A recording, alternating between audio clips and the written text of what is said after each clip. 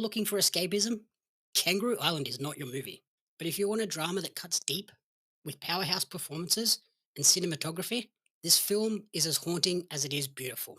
Following my screening of the film, I was very fortunate to be able to speak to the writer Sally Gifford and director Tim David. I was able to pick their brains for around 15 minutes to learn more about their creative inspiration and thought process surrounding all aspects of the film. So now I hand you over to my interview with Sally and Tim. So we're here today to chat about the new film Kangaroo Island.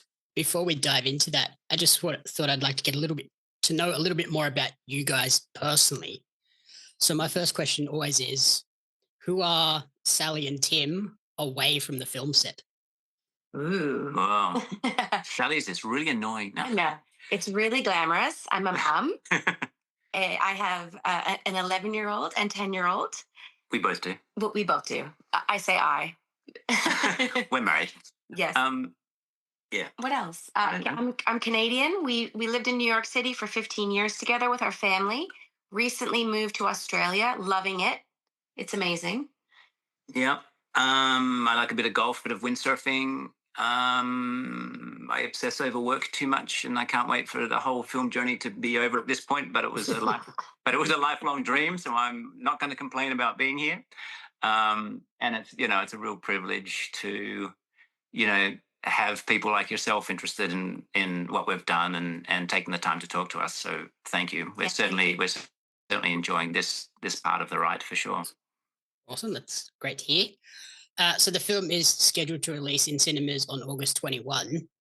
Now, I've obviously already seen the film, but for those who may not know about it yet, how do you describe the film for those people? Want to answer that? Yeah, I would describe the film as a observation of human behavior as it relates to how we deal with the beauty and horror of life simultaneously. How would you describe it? I like that. It's a philosophical film. It's a film about interpersonal relationships in the context of tragedy, given we are meaning seeking animals. Yep, perfect. That sounds exactly kind of what I got from the film. And also a drama with humor. Yeah. So it sounds those descriptions sound very dramatic, but we made it to be entertaining for sure, but we wanted it to make you think. And I think like you talk about the dynamic of beauty and the horror of just life in general. I think that comes across really well with the contrast that you get from the setting, Kangaroo Island, and Yeah, then the themes and things in the story. yeah. Was that kind of a conscious decision to have that stark contrast between those two things? Yeah. Yeah. So when we're on Kangaroo Island, I don't know if you've been there or not.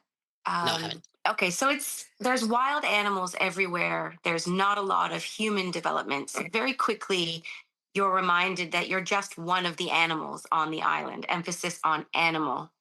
And there is a lot of roadkill and animals that have died of natural causes all around because it's like a zoo without fences. And it's such a dramatic place. The landscapes are huge and beautiful, and there are great white sharks swimming past, and snakes you have to stomp your feet to avoid that could poison you. So you're just more in touch with the rawness of life and the fragility of life, and that did inform the story because the story thematically, looks at the meaning of life and the fragility of life. And being Canadian, what was it that influenced choosing Kangaroo Island as the location? Well, I've always grown up in big cities and lived in big cities. So I had never experienced anything like Kangaroo Island before. It's just so wild and expansive. And I think it just sort of got my creative juices flowing. Yeah. Going back to your question, there are scenes where you want the island to feel beautiful, and there are scenes where a hard conversation is happening, and there's these beautiful rocks with hard edges and things. So Kangaroo Island sort of does throw you beautiful locations as well as harsh looking locations. So it kind of gives you everything that way. But there was a desire to make the island a character in the film somewhat. Did the decision to film there come from a scouting trip, or was it like you went on a holiday there? We have a property there. Okay, So we've been in love with it for quite a long time, and we stayed at the property that we actually filmed in, and mentioned to the guys, "Hey, how would you feel if we made a film here one day? It's such a beautiful spot because this guy has a private land where there's a really beautiful beach there." And so he's like, "Oh yeah, for sure." Little did he know that in 2 years' time we'd be there with crew, I think. But that's what happened. and so there are a lot of threads woven throughout this movie, and a lot of those are quite big, meaningful topics like faith, betrayal, bit of gentrification in there, and then the two key ones, grief and euthanasia. Sally, as the writer, what were the inspirations behind this story? To be honest, I feel like as I'm approaching, well, I'm in midlife, I'm middle aged, and everything sort of changes when you get to be close to 50 and older. You do start to collect these traumas and these wounds. You look around a dinner table with your peers, and there's many people at the table who are dealing with cancer, terrible diagnoses. People who have experienced, death of family members, et cetera, et cetera. And I'm just really interested in the idea that when life gets harder, how do people deal with that? So it felt honest to me to put it in there. I'm bored by movies where, we're examining one or two threads. I don't know if it's because I've got ADD and I'm always checking my phone when I'm watching movies. But I wanted to keep it really pacey and have everything woven together so that if you went to the bathroom, you would miss something Mhm. in terms of the plot. And I guess that like echoes life. It's not we're not just dealing with one thing every day. There's No, I lots of wish. different things. We Yeah. are, yeah. And what I love about the script too is that it has layers of information that relate to events that go back 10 years. So it's a film that's very thick with drama and humor, but it's very thick with things that happened along a journey of a life. So yeah, it was really interesting to read a script where you think it's going one way, and then a character reveals another secret that occurred that was really only hidden to the audience, and it just gives context of what we saw before and now new context to what goes ahead. It makes you change your relationship with the characters as you go along this film journey, and it also makes you change your opinion of the characters. And then the overall message is, everyone can be a good guy and everyone can be a bad guy. It's all related to what we go through in life. And you don't see most of the drama in the film. It's how they're dealing with it today, but it's a lot of it has happened. Yeah, we didn't want to do a depressing film where we showed, things that are going to ruin the day. We wanted to, make a philosophical film about how to deal with life's ups and downs, basically, and then and leave the rest. So there's no sex, no violence, just a lot of things to think about. Yep. Yeah, and I think that makes all the characters feel genuine as well. They feel like they have lived a life before we were just suddenly dropped in Yeah, on their world. One of the characters I really connected with was Eric Thompson's character, the father, because I have cystic fibrosis. So Oh, I have grown up with a lifelong disease my entire life. So to have him be on that journey of having that diagnosis and then how do I cope with this? What am I doing at the end of life situation? I thought that was very well handled. So congratulations on that part. oh, great, thank you. We've actually had similar feedback from people in similar scenarios, which we're very relieved about, because when you do touch on these topics, you want to make sure you're doing justice to people that are going through the hardships. And yeah, that was a tough thing for us to know how to handle. So we really appreciate you sharing that. Thank you. yeah, thank you. And you do want to handle it honestly, but at the same time, some people that are dealing with it, you don't want to trigger some sort of trauma response if they're going into a film like this and suddenly it's on the screen and they didn't anticipate it and suddenly we're being too detailed. So yeah, it is a tricky thing to handle. Attention, trading card collectors! Are you ready to take your collection to the next level? Dive into the action with the limited edition Australian wrestling card, showcasing the most electrifying talents Australia has to offer.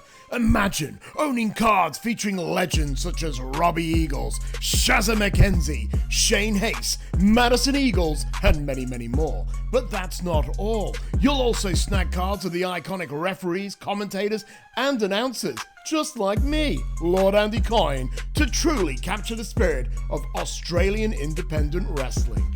And as our homegrown talent continues to dominate the world stage, Ozrest cards are destined to become hot commodities. Not only will you be owning a valuable piece of wrestling history, but you'll also be supporting the amazing wrestlers and talented photographers behind the magic. So don't wait! Grab your Australian wrestling cards now at pariomagazine.com.au/Ozres cards. Order today and kickstart your collection with a bang! Then the last element that I wanted to chat to you about was the concept of faith and how there's this interesting dynamic of how it influences certain people. So it starts out with we have a very religious character, and then at the end, the very religious character and the non-religious character kind of flip. Yeah. Was that a conscious decision as well, and something that you really wanted to highlight? Yeah, it was definitely conscious.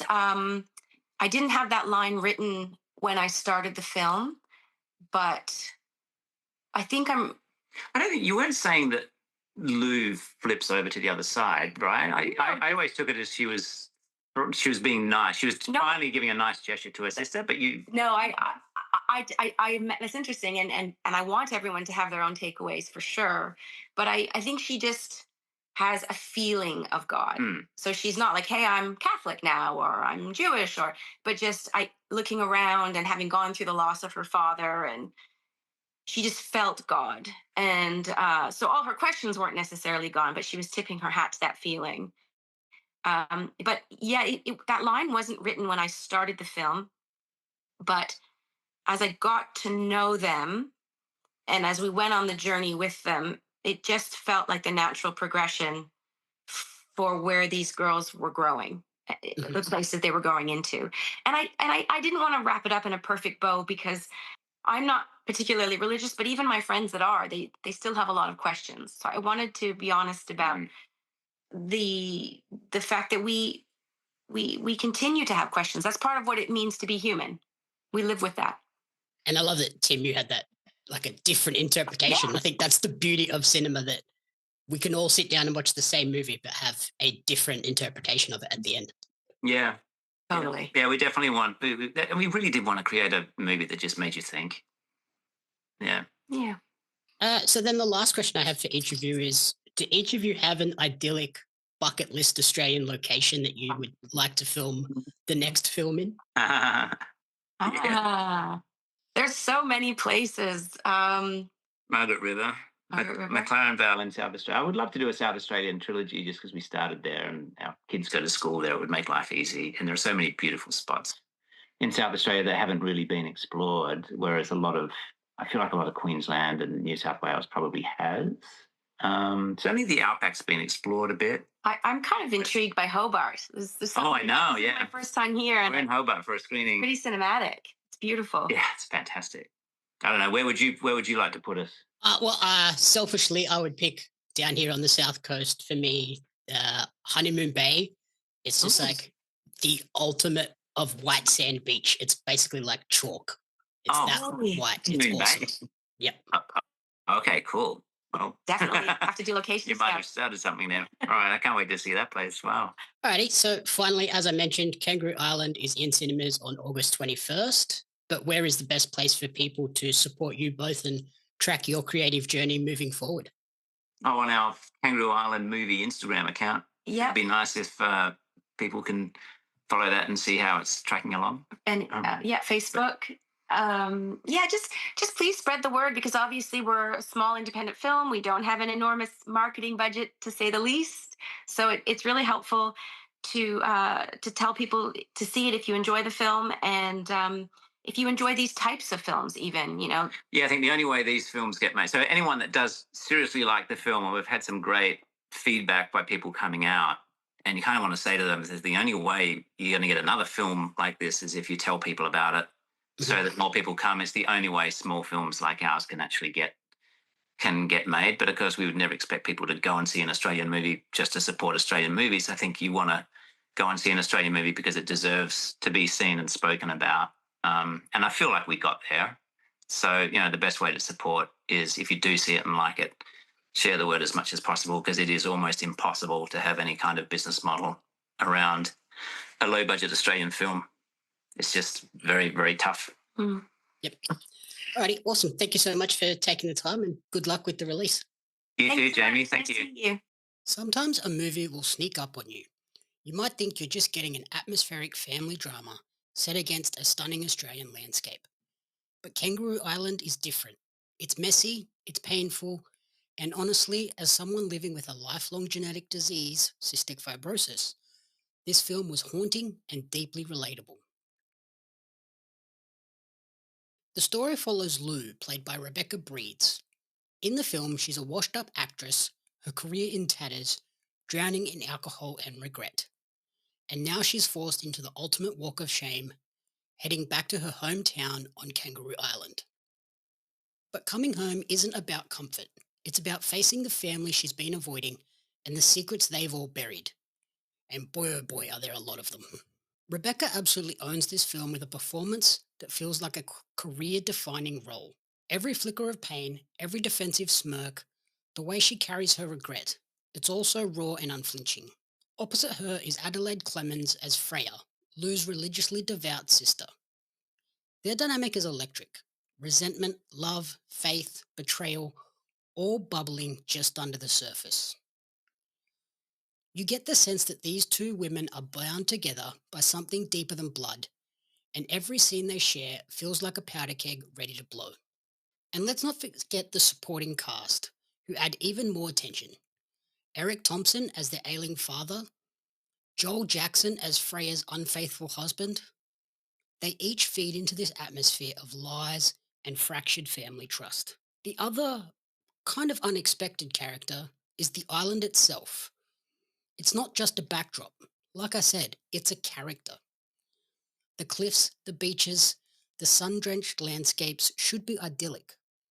But writer Sally Gifford and director Timothy David twist that beauty into irony. The paradise becomes the stage for despair, with the family's darkest secrets playing out against a postcard perfect scenery. There's also a clever undercurrent about gentrification, the family's land being sold off to a religious group, which mirrors their own crumbling legacy. While the island is beautiful, it's also brutal. Kangaroo Island isn't interested in neat resolutions. Ultimately, it's about faith, how it can heal, but also how it can destroy. It's about grief and the ways people cope or fail to cope.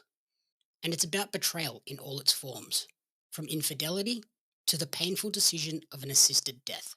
The film asks hard questions, but it doesn't give you any easy answers.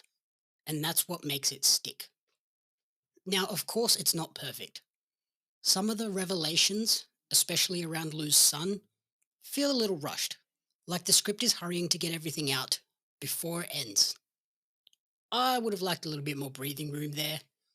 But in my interview with Sally and Tim, we did sort of discuss those shortcomings and why they went about creating the film they did. And we will get to that after this review. But honestly, that was a small gripe compared to the emotional weight this film delivers. If you're looking for escapism, Kangaroo Island is not your movie.